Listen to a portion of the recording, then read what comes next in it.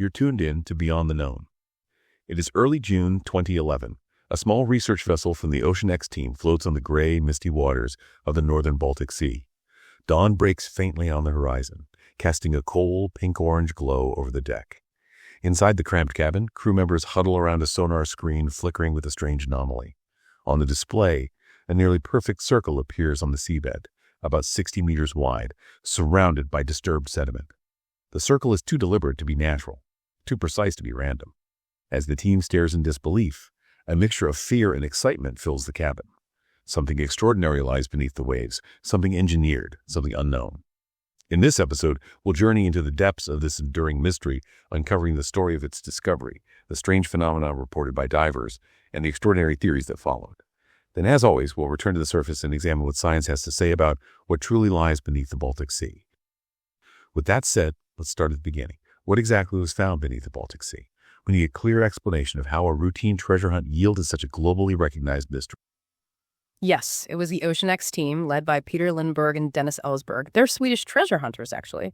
They weren't looking for this anomaly specifically. Their goal was finding historic shipwrecks, maybe some antique cargo. And then their sonar picks up this huge shape. At what depth did they find it? It was located at approximately 90 meters down, so that's around 300 feet. And that depth is really key here. It makes getting clear visuals, incredibly difficult and very expensive. So what did those initial sonar scans actually show that was so unusual? Well, the primary object showed up as this almost perfect circle or disc shape. That kind of symmetry is highly unusual for natural geology in that area. The first estimates put its width at around 60 meters across, though some later measurements, which were debated, suggested the main circle might be smaller, maybe 21 meters wide. And it wasn't just the shape, right? There was something else that made it stand out. Exactly. It wasn't just sitting there in isolation. It appeared to be at the very end of this long, linear disturbance on the seabed. A disturbance, you mean like drag marks? Sonar showed what looked like a massive trench or drag mark stretching for about 1,600 feet. That's nearly a third of a mile across the seafloor mud. These marks lead directly to the circular object, suggesting it moved significantly across the bottom before stopping. The kind of force needed for that is considerable. So the team went back for a closer look, didn't they, in 2012? They did. They aimed to get physical samples and more detailed structural information. And according to their reports, the findings just got stranger. They described seeing features that they interpreted as staircase-like formations, almost like ridges running down one side. Staircases, that sounds very artificial. Peter Lindberg reported counting 8 distinct steps, and he noted each step seemed to be about 1 meter high. This immediately raised questions because even Lindberg himself admitted that meter-high steps would be completely impractical for humans. So even he was suggesting it might lean towards a natural explanation, despite the appearance. Yes, that specific feature caused some internal debate, but other claims pointed back towards something engineered. The scans seemed to show definite 90-degree angles, walls that looked unusually smooth, and even straight corridors within the main structure. The picture they painted was of something complex, almost like a building, submerged deep underwater. And the sonar data, though limited, also hinted at internal structures. Passages or walls, maybe 1.5 meters high and 3 meters wide. The material composition was described as resembling sandstone, which added to this idea of deliberate architecture. Were there other distinct features they noted on the structure itself? Yes, they reported finding 2 distinct holes on the top surface. One was small, maybe 25 to 30 centimeters across. The other was much larger, described as a 2-meter wide circular hole. And interestingly, it seemed to be surrounded by a square frame. That detail further complicated a simple geological explanation. And the research didn't just focus on the main circular object, did it? No, the oceanx team confirmed the site had more than just the one anomaly. They documented a second feature about 200 meters away. They described the second object as resembling, quote, Gothic church windows, suggesting something vertical and possibly complex. Gothic church windows. That's a very specific description. Was there anything else? Yes, there was a third feature, a large rock outcrop located about 1,500 meters to the south. This outcrop was quite large, maybe 28 meters high and 275 meters wide. And significantly, it seemed to be positioned at the opposite end of that long trail on the seafloor. So the team thought it might be related, maybe part of the same event or structure. That was their interpretation, yes. perhaps a marker or associated debris. But the claims about the material of the main object became perhaps the most controversial part. Rock samples brought up were described as being iron-based. They also noted a burn appearance on some surfaces. Burned, as in subjected to high heat. That's how they described it. Dennis Eisberg mentioned some stones looked like one side had been intensely heated. He also described cracks on the surface filled with the black material that looked like poured magma. He felt these cracks weren't irregular, sometimes running straight, suggesting maybe controlled fracturing. That sounds highly unusual for typical seabed rock. Did they get any expert analysis on these samples? This is where it gets highly contentious. There were reports, often cited, attributed to geologist Steve Weiner from the University of Texas. Weiner allegedly tested the materials and was claimed to have concluded the anomaly was made of metals which nature could not reproduce itself. Metals nature couldn't reproduce. That's a huge claim. Was this finding ever formally published or verified? That's the issue. It's heavily disputed and often used without clear, rigorous citation. But it undeniably fueled the narrative that this was something technologically advanced, possibly non-terrestrial. Beyond the physical structure and material, there were reports of other strange phenomena, correct? Yes, the environmental and electronic readings reported by the team are really central to the more extraordinary theories. Divers consistently reported that their electrical equipment, satellite phones, video cameras, sonar itself would completely stop working when the vessel was positioned directly over the object. A complete shutdown, that's very specific. Yes, a total loss of function. And just as significantly, all the equipment would reportedly start working perfectly again the moment the ship moved about 200 meters away. This suggested a very localized, perhaps powerful, electromagnetic field emanating from the object. Were there other environmental readings that seemed off? There were. The team reported anomalous water temperature readings right above the anomaly. They recorded temperatures between -1 degree Celsius and 2 degrees Celsius. That's considerably colder than the stable 4 degrees Celsius expected in the deep, still waters of the Baltic at that depth. Colder water. And what about radiation levels? I recall reading something about that. They did report unusual radiation measurements, but not directly at the anomaly itself. The measurements were taken on recovery anchors placed a few kilometers away. These registered 0.63 millisieverts. Now, that is about 6 times higher than the typical local background level of 0.1 millisv, but the direct link to the anomaly wasn't definitively proven, and the overall level is still relatively low. So putting it all together, a near-perfect circle, a huge drag trail, claims of unusual metals and burning, plus electronic interference and temperature anomalies. Exactly.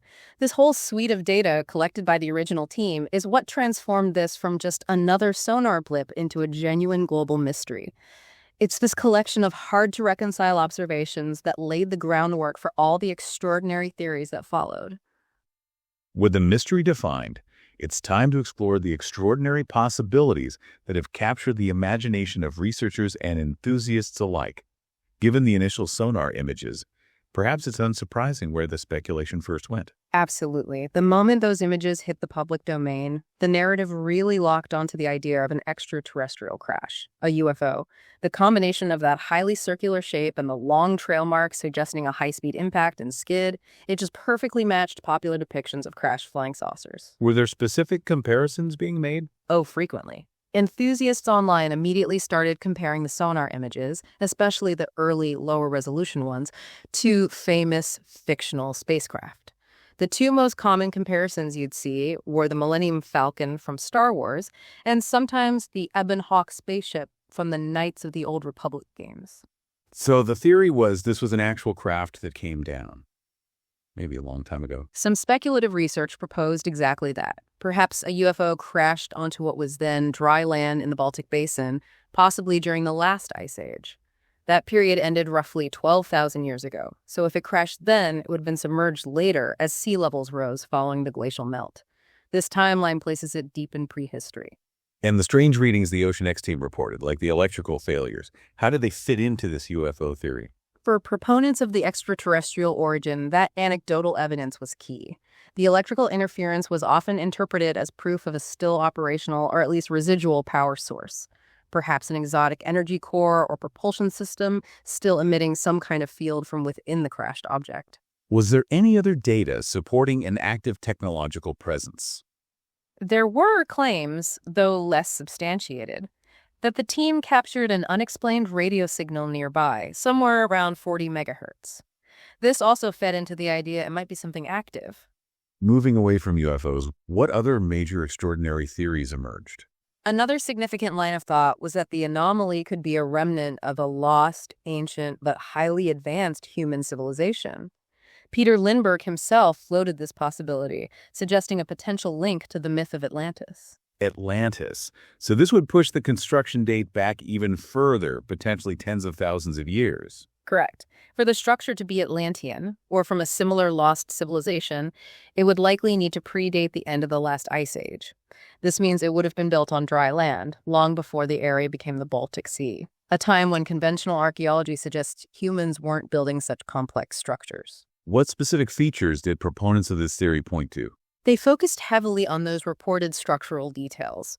The apparently straight walls, the sharp 90-degree angles, the seeming corridors. They argued these features simply couldn't be the result of random natural processes. They implied design, engineering. And that large square-framed hole they mentioned. That feature was also highlighted as evidence of deliberate construction, implying careful planning. Explaining who could have built such a thing so long ago often led to some very unconventional ideas. Such as? Well, some groups interested in the anomaly used methods like remote viewing to try and understand its purpose. One such session apparently suggested the site was an ancient facility for mining, production, or metal processing, maybe centered around some kind of mechanical lock structure. And they connected this to other ancient mysteries. Quite dramatically, yes. The entities supposedly responsible were linked to the mining efforts needed for constructing the Great Pyramid in Egypt, weaving the anomaly into a larger global tapestry of ancient advanced technology theories. Okay, so we have UFOs and lost civilizations. Were there any theories grounded in more recent, albeit still secret, history? There was. A notable theory came from Anders Otellus, a retired Swedish naval officer with expertise in World War II history. He proposed the object could be a secret military installation, specifically a Nazi anti-submarine device from World War II, or perhaps a concrete base for anchoring defensive nets. Why would the Nazis build something like that there? Otellus pointed to the huge strategic importance of the Baltic Sea for Germany during the war. It was a critical area for U-boat operations, training, and protecting supply routes. He argued that the sonar images, particularly the shape and certain features, resembled archived photos of known German concrete anti-submarine structures used elsewhere. Did he point to any specific feature as evidence for this netting anchor theory? He did. He suggested that the central hole observed on the anomaly could correspond to the attachment point where steel cables for large anti-submarine nests would have been tethered. This provided a functional explanation consistent with wartime defenses. Did anything surrounding the actual oceanx expeditions lend credibility to these ideas of secrecy or hidden importance? The circumstances around the investigations certainly fueled speculation. The oceanx team reported being approached by a Swedish military vessel while they were working near the anomaly. Even though they were in international waters, the military ship apparently inquired about their activities. To the treasure hunting team, this suggested the anomaly was more than just a rock. It was something the military was interested in. Did the team claim any direct interaction with military officials? Peter Lindbergh stated that his team had spoken with what he termed the highest officers in the military, and that these officers expressed significant interest in their research data on the object. This naturally intensified theories about a possible official cover-up or at least classified knowledge about the anomaly's true nature. Has the team maintained this air of mystery over the years? Yes, particularly Dennis Osberg. Years after the discovery, he publicly hinted at having received new, incredibly big information about the anomaly. He used phrasing suggesting this information perhaps shouldn't be disclosed to humanity, which intentionally kept the sense of a deep, possibly ongoing secret alive in the public imagination. At first, it might seem like the only explanation is something extraordinary. But this is beyond the known, and this is the part where we step back and let science and grounded reason offer their side of the story. We've heard the compelling, almost fantastical case. But how does it stack up against geology? Well, when you consult mainstream geologists, marine archaeologists, and geomorphologists who specialize in planetary surfaces, the consensus is actually quite strong and unified. The overwhelming scientific view is that the Baltic Sea anomaly is fundamentally and naturally occurring geological feature. And this conclusion is based on understanding the specific environment where it was found. Exactly. The Baltic Sea Basin is one of the most heavily shaped environments by glaciation on the planet. It underwent immense transformations during the last ice age. You have to picture vast continental ice sheets, acting like enormous bulldozers over thousands of years. They scraped up colossal amounts of rock and soil, transported it huge distances, and then deposited it as the ice retreated. This process creates what's called glacial till, and it routinely forms unusual shapes on the seafloor, like glacial erratics and moraines. Okay, but what about the specific material claims? The burned rock, the unnatural metals. That's where direct scientific analysis comes in. Physical samples recovered from the site by the oceanx team were formally studied, notably by Dr. Volker Bruchert, a marine geologist at Stockholm University. Dr. Bruchert's analysis confirmed the samples were primarily composed of common glacial rocks: granite, gneiss, and sandstone. These are exactly the types of rock you'd expect to find in a glacial basin like the Baltic, carried there by the ice sheets. So this directly contradicts that controversial claim about metals nature could not reproduce. It does. That claim lacks credible, peer-reviewed scientific backing. While the team did find some basaltic rock, which is hardened lava, even that isn't out of place, Dr. Bruchert explained that glaciers could easily have picked up basalt from volcanic regions further north and transported it to the anomaly's location. It's still consistent with glacial deposition. All right, so the material is likely natural, Mm-hmm. but what about that striking circular shape? How does geology explain that? The scientific explanation for the shape usually involves a combination of factors. First, natural geological processes can sometimes create rounded forms. Second, and perhaps more importantly, the limitations of the specific sonar equipment used initially play a big role. What kind of sonar did they use? They used a side-scan sonar. When this type of sonar beam hits a complex, three-dimensional object, like a large boulder from an angle, especially at that depth, the resulting image can often appear artificially symmetrical, even circular. So a large, naturally rounded glacial erratic, a very common feature in the Baltic, could easily produce that visually striking sonar return that looked like a perfect disk. And people's tendency to see familiar shapes. That's the third factor, pareidolia. Our brains are wired to find patterns. Seeing the Millennium Falcon in a fuzzy sonar image is a classic example of the mind imposing a familiar shape onto ambiguous data. What about the 1,600-foot trail? Doesn't that imply a crash? Geologists have a standard explanation for features like that on formerly glaciated seafloors. They're interpreted as plow marks or ice scour marks. These are created by the keels of massive icebergs drifting with ocean currents during glacial melt periods thousands of years ago. So a drifting iceberg could carve out such a long, straight line. Absolutely. Imagine an iceberg hundreds of meters across. Its base drags along the soft seabed sediment, gouging out these deep furrows. The straightness is actually more consistent with the steady drift of a huge mass of ice under current influence than the likely more chaotic path of an uncontrolled crash. Okay, let's address the specific structural claims, like the staircase. As we noted, even Peter Lindbergh himself questioned the staircase idea due to the impractical height of the steps. Geologists suggest these features are likely natural sedimentary layering exposed by erosion, or the way the underlying bedrock fractured under the immense pressure of the ice sheets. And the 90-degree angles. The bedrock in the Baltic region includes crystalline rocks like granite and gneiss. These rocks naturally fracture along planes that can create sharp, angular appearances, sometimes resembling right angles. So those seemingly precise angles seen in the sonar scans are likely natural fracture patterns, not evidence of artificial construction. The material is just typical bedrock. What about the Nazi anti-submarine base theory? Has that been specifically addressed? Yes, it was actually refuted by someone on the oceanx dive team itself, Stefan Hoggeborn, who is an expert in identifying underwater artifacts.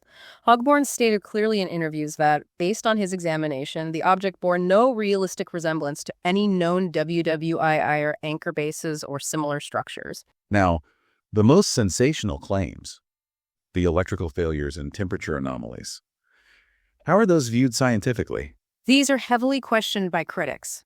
A key point is practicality. If there was a total electronic shutdown directly above the object, How did the team successfully operate sonar and retrieve samples from that exact location? The fact that they gathered data contradicts the claim of a complete impenetrable failure zone. So what could explain the reported malfunctions? Skeptics suggest more mundane possibilities. Perhaps equipment issues like water leaking into a camera housing, faulty wiring under pressure, or other technical glitches common in deep sea work. These might have been misinterpreted or possibly exaggerated for dramatic effect.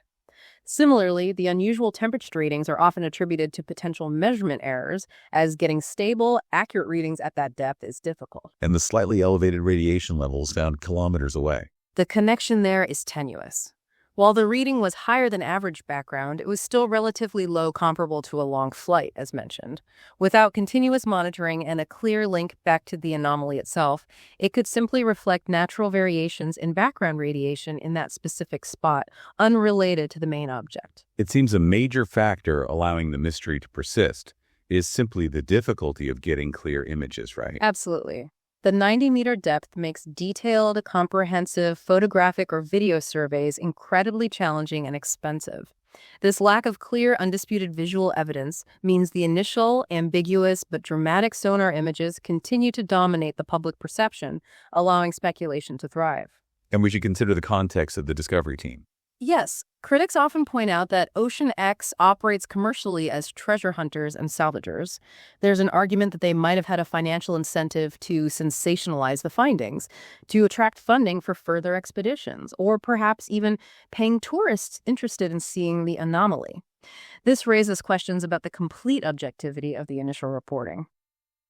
Having explored both the extraordinary and the grounded perspectives, let's reflect on what this mystery tells you about the unknown beneath our oceans.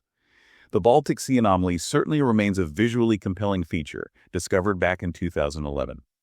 Its enduring appeal stems from that core conflict. It really does. You have these highly suggestive initial findings, the symmetry, the angles, the strange environmental readings reported by the discoverers, clashing directly with rigorous geological analysis of the actual material recovered. That analysis consistently points towards common glacial rocks. Granite, gneiss, sandstone, entirely natural for the Baltic Sea floor. Yet the more spectacular theories persist. What does that say about how we approach the unknown? It highlights a powerful human tendency, I think. When faced with ambiguous data from an environment that's hard to access and understand, like the deep ocean, there's a strong bias towards seeking complex, engineered, or extraordinary explanations.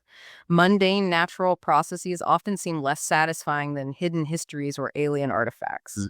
Is there any ongoing effort to resolve this definitively? Yes, despite years of debate, often fueled by insufficient funding for independent research, there is now a renewed, serious scientific push to get conclusive answers. The Society for UAP Studies, interestingly, is sponsoring a new expedition. They're emphasizing strict, modern scientific methods to gather verifiable data, hoping to move beyond the initial controversy. What kind of methods are they planning to use? They aim to employ advanced tools like multi-beam sonar, which provides much more accurate seafloor mapping than the original side scan. They also plan for 3D photogrammetric modeling to create detailed visual reconstructions alongside environmental sensors to independently verify or refute those earlier claims about temperature and electronic interference. The goal is objective data, then. Precisely. The focus is on falsifiability, designing the research so that hypotheses can be clearly proven or disproven, and minimizing observer bias. They want data integrity before anything is released publicly. This effort could set a valuable precedent for studying underwater anomalies and might finally provide the empirical evidence needed to settle the Baltic Sea Anomaly debate. Regardless of the outcome, the story itself is instructive, isn't it? Very much so. The Baltic Sea Anomaly really underscores how challenging deep ocean exploration remains. It also shows how natural geological processes can create forms that appear remarkably structured or artificial to our eyes. The lack of easy visual access at 90 meters just allows those initial lower quality sonar images to loom large in our imagination. So you're left considering how a feature, which scientific consensus suggests is likely just a natural rock formation, managed to spark such intense global speculation about crashed UFOs and lost civilizations. It serves as a potent reminder of our inherent bias towards seeking patterns and agency, maybe overlooking the sheer complexity and strangeness that nature itself can produce. Perhaps the biggest takeaway is that the truly colossal forces of geology and time can leave behind natural formations that are, in their own way, as awe-inspiring as any imagined artifact. You're left to wonder what other incredible, entirely natural structures might lie hidden in the deep, glaciated basins of the world, potentially misinterpreted simply because we expect something more engineered. That's it for this journey beyond the known. If the unknown calls to you, do not forget to like, subscribe, and follow. There is so much more waiting to be discovered. And if you really want to help us out, consider becoming a member. With Secret Passage, you will unlock early access to our episodes, our audiobook library, Audiobook Underground, and a rotating list of curated wonders, other videos we recommend for curious minds. For those who want it all, Vault Access gives you everything, plus a board seat where you can request topics for us to explore in future episodes. Your support keeps the adventure alive.